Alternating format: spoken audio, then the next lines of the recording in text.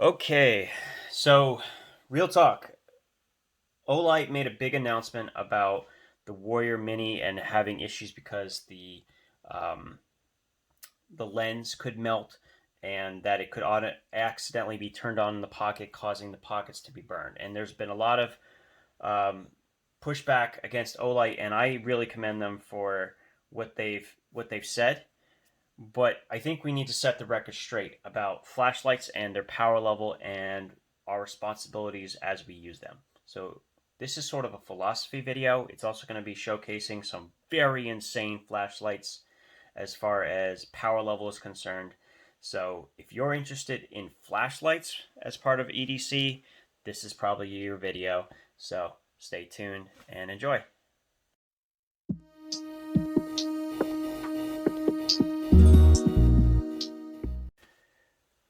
Oh boy. Okay, so there in the last couple of days, there's been a whole bunch of videos specifically about the Warrior Mini and its problem with potentially being turned on in your pocket and causing a meltdown.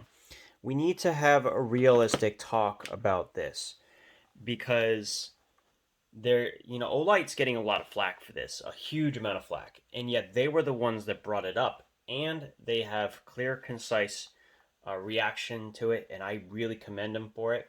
We need to talk about this, and there is some things you need to know if you're a first time, high power flashlight user. You need to understand some of the physics relating to these high powered yet dense flashlights. They're not like the standard flashlights that you have found in the past. They require slightly different treatment, and you have to do that because what you're gaining here is a very compact package, okay, that has some inherent risks, but also some huge benefits. So let's talk briefly about that. All right, so here is the Mech Army Mott 10. Now it's a very cool flashlight because it can charge other items and so on. But what I want to illustrate here is this is a 1100, I think it's 1100 lumen flashlight. See how big it is, right? Basically, they are the same battery, and this is in fact less powerful than this. However, will see more of these out there, and they're more common. It's part of the reason is if you look at these lenses, you'll notice there's a huge difference with how these are done. This uses a deep recessed area that has a lot of headspace, if you will, in front of the LED. This is incredibly important because as heat is generated, there is a place for it to be stored and then put back into a heat sink. So this has inherent safety advantages over this. However, the optics on the something like the Baton S2R2 allow it to have a very, very short headspace, or in this case, almost no headspace in front of the LED. Normally, this is not an issue. However, specifically, when you cover the flashlight, you're going to get a far greater heat concentration here than you will over here. There's no area for the heat to go. If you cut it off and prevent the heat from escaping, it's just going to continue to accumulate. These lenses are made of plastic, and if you go ahead and you continue to apply energy to that area, what you're going to get is either one, a melted pocket, or two, a melted lens. Okay? That's the reality of a flashlight that is set up like this, that has this compact setup. And it's not just true for the ones that are high powered. In fact, I have, and this is a Rovivon A5X, and in the by accident, way I had it set up in my wallet such that the turbo button was basically hard pressed. I don't know how I did it, but somehow I managed to hold press this, and it circumvented the the safety features of the down ramping, and as you can see, it slightly deformed and melted my lens. Now, this is a 650 lumen flashlight in a very small package. That's a lot of power to put in something that small with so little space for the heat to dissipate. This is a basic physics problem. The same thing is true for the A28, although less so because I do believe there's more space. This is going to be, generally speaking, a little safer, but it's both only 50 lumens higher, but with a better quality Nietzsche LED, and it's a substantial difference, I will say that. But I don't want to get too sidetracked here. Let's go back to the S2R2 and the Warrior. Now that's really the big difference in form factor here is that extra section for the button, as you can see. And that is pretty much the source of the problem as of right now. What's happening, I think, is people are accidentally hitting this button. Now, I think the button actually is nice and firm for the most part. You could technically make the press longer, but interestingly, if you hold press like that, it won't lock in. You have to kind of like press it and stop very quickly. So that already cuts down on the possibility that you're going to turn it on. The other thing that I found particularly surprising about these comments, and I'm just going to use my holster as an example, is that the pictures that people are showing of pockets being burned seem to indicate that this was put inside the pocket with the light down as if it was just sitting inside, like they're not actually using the pocket clip. Why I find that interesting is if you set up the pocket clip in your pants, what's going to happen is the light is exposed to the outside world. There's nothing covering this light. And I got to tell you, you're going to notice it. It's either going to light up the side of your body or you're going to start feeling that heat well before you you actually start melting that lens. So I'm not exactly sure how people are in fact burning their pockets unless what they're doing is they're somehow, I don't know, I guess they're doing it this way where they're setting it up like that.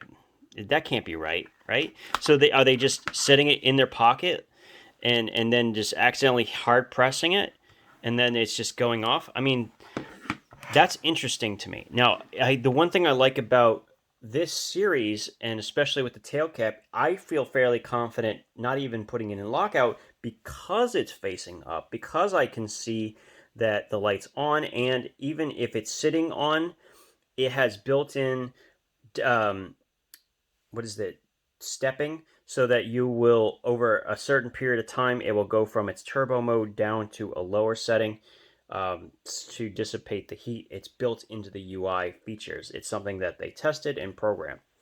Now, there is a lockout, and this is important, okay? So if I double click, obviously we get the turbo. If I press hard, I get the turbo on the back. But if I hold press this and it goes off, as you just saw, now I'm in lockout mode. Now notice I cannot turn on the flashlight until I get this back on by long pressing.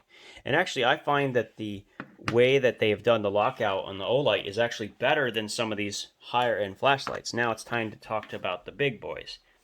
The big boys being these four here. This is actually a very inexpensive flashlight. This is called the Astrolux S1. This is 1600 lumens. And very, very powerful for what it is. It's an 18350 flashlight.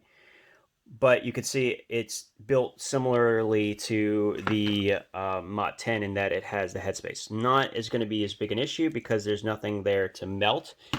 It could theoretically still damage your pocket. What's different about this is there's no lockout, yet there is a button that is not proud, but it is like recessed, if you will. And the button press is both long and hard. You have to actually really press it. So one thing I like about this style is that you don't need the lockout. So for those people that this frustrates them, maybe you just need a simpler flashlight. And don't get me wrong, there's nothing wrong with that. Maybe you just want to kind of make it simpler for yourself. You don't want to worry about lockout modes and all that. But when you start talking about very high-powered flashlights, you have to treat them differently. And we're going to be talking about these three over here, and this is where things get crazy. So this was originally designed by Flashlight Fanatics. This is the FW3A. Now this has many variations. This particular one is probably one of their highest end. It is titanium. It also has 3 Nietzsche LEDs for incredibly high quality light with a total lumen count of 1800. Now that may seem like a lot, but for this particular model, it's actually not. This is a standard version which uses the I can't remember the exact name of the emitter, and I'm sorry about that, but the rated lumens are 2800 on the initial press. When you start getting to numbers like that, if I leave this on for even a very short amount of time against something, I'm going to be utterly combusting that item. And I'm going to illustrate that with this last one here in just a second. So these become powerful enough, and you notice the button is, it's a very short E-switch. So there's very little space to press. Very quick to access. Let's use this one. See that? One click, turn off, double click, turbo, and then there's, many other functions. These are E-switch flashlights, so there's a lot going on here.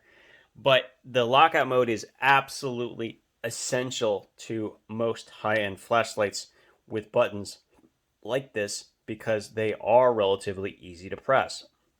This is actually a very good example. Some of the truly custom flashlights, they don't have switches like this. They usually have mechanical buttons, which are, in my opinion, better. They just feel more satisfying, and most importantly, they are harder to engage by accident, and they're set up that way. But in the case of this flashlight, which is it is a almost custom flashlight, far easier for people to access, the lockout mode is incredibly important. Okay, so first off, let's go to turbo, and you can see I can access those modes right now. But if I do 3-4 presses, oh, I did not do that right. Hold on one second. I thought I didn't do it right. I did it right. Okay. Yes, 4 presses will turn it into lockout mode. So there's 2 different settings you can have. You can just press once or hold or press and then hold. There's a bunch of different combinations, but basically in lockout you can just get a quick low lumen mode. That's basically how it works, and that's how most of the E-switch flashlights work. Now, this might be a refresher for everyone, so I'm sorry if I'm repeating something you already know. That's great. Maybe this video isn't for you. You understand what lockout modes are all about and why you have them. Okay, great.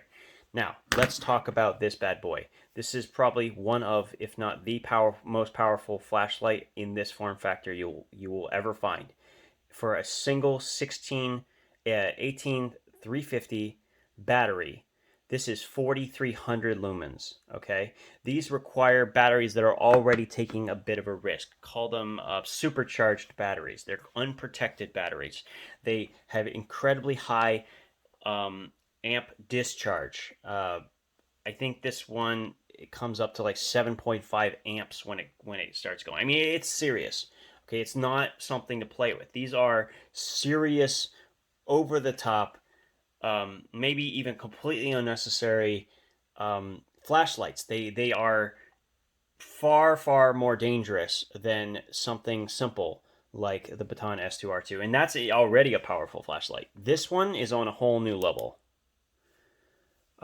If I put this on anything that is dark for any amount of time, any amount of time, couple of seconds, I'm going to start feeling burns. If I were to put this up against somebody's skin, it would cause serious damage. These are no longer toys. These are not something you want to mess around with without understanding them. And every one of these flashlights that works or has this level of power requires you to lock them out. Everything that they've described, except for the melting of the lens, because these don't do exactly that, because there's more headspace and the plastic behind the glass is treated differently. But as far as melting pockets, that's true for all of these high-end, high-powered flashlights. That's always been the case, and that's why they always come with one of two things: an incredibly difficult engagement of the button, like the S1, or they come out with a lockout mode. And once you get used to it, that will work fine. If you're carrying these flashlights regularly, the lockout will not become a cumbersome thing. And especially with in case of the Warrior, where the lockout is so elegant, where it's just a side press, and there you go, you're in lockout. That's very, very simple and elegant. In the future, if Olight wants to do something here, what they can do with the Warrior Mini, and this is just a suggestion, is do the same thing you get once you've locked this out. So if you look, I got a low and then a slightly higher setting. I think one's 30 and one's 60 lumens. I think it would be actually quite cool, because this has a tail cap, to have the full press be, say, 60 lumens, and then the half press be a 30 lumen setting that are only in, momentary. Okay, so half press gets you to 30, and then you pull it all the way, you get 60 just for a couple of seconds. So you still get access to quick use for the light, right? But you're still in lockout from all the other modes. That would be a relatively simple change to the UI, and that would make using the lockout make even more sense. So I'm sorry this got a little long. It got a little preachy about flashlights, but at the end of the day, as far as I can tell, now I don't know if the whole thing about touching metal, if like touching the metal here, like if something like this actually causes the thing to turn on, I think that's a different story. And I mean, from electrical standpoint, that is an issue they have to address. But generally speaking, I don't think Olight did anything wrong here, and I really commend them for standing up and actually being willing to make it right. And that is a huge thing, and it is why I will continue to patronize Olight, maybe even more so because of the reaction they had. I think the fact that they got onto it immediately, came up with a plan, executed the plan, I mean, it's really phenomenal. Really, really good response. It's what I expect when I work with custom makers. It's not what I would have expected from someone like Olight, but I think that just proves that they are really trying to maintain their credibility, and that gets a lot of respect from me. So I just wanted to run through that with the Warrior. I still think it's a good choice, and I will continue to recommend it. I will also tell people, use the damn lockout mode, for God's sakes.